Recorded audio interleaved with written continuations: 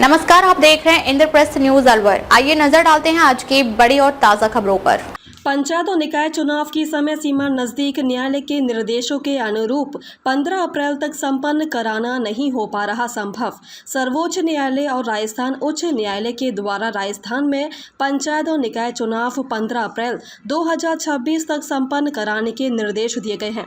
अब ऐसा प्रतीत हो रहा कि समय सीमा में चुनाव कराने की संभावनाएं लगभग खत्म हो गई हैं। निर्धारित समय सीमा में अभी 22 दिन ही बाकी बचे हुए हैं। राज्य निर्वाचन आयोग के आयुक्त राजेश्वर सिंह के द्वारा इस संदर्भ में स्थिति स्पष्ट कर दी गई है कि ओबीसी प्रतिवेदन के अतिरिक्त एससी, एसटी और महिलाओं के लिए स्थानों का आरक्षण निर्धारित नहीं किया गया है।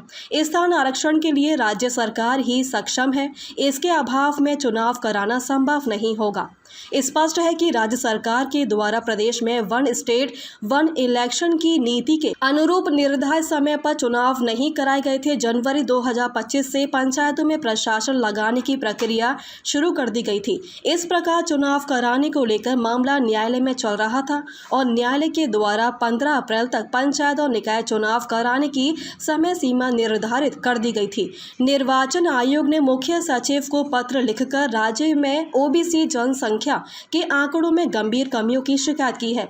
इस समय उपलब्ध तथ्य पूर्ण नहीं है। परिणाम स्वरूप आगामी पंचायत चुनाव के लिए ओबीसी आरक्षण का निर्धारण किया जाना संभव नहीं हो पाएगा। यह भी स्पष्ट किया गया है कि 403 ग्राम पंचायतों में कुल जनसंख्या और ओबीसी जनसंख्या दोनों को शून्य प्रदर्शित किया गया है। वहीं 118 पंचायतों में कुल जनसंख्या 1 से 500 और 266 पंचायतों में 501 से 1000 के मध्य दिखाई गई है। सरकार का इस संदर्भ में कहना है कि चुनाव की नीयत से सरकार कभी पीछे नहीं हटी है।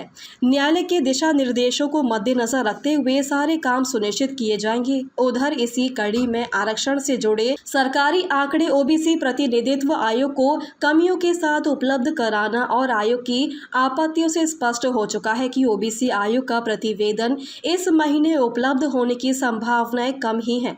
इससे अभी और समय लगेगा। अब तक के लिए बस इतना ही। फिर मिलते हैं एक ऐसी ही बड़ी खबर के साथ। तब तक के लिए नमस्कार और देखते रहिए इंद्रप्रस्थ न्यूज अलवर।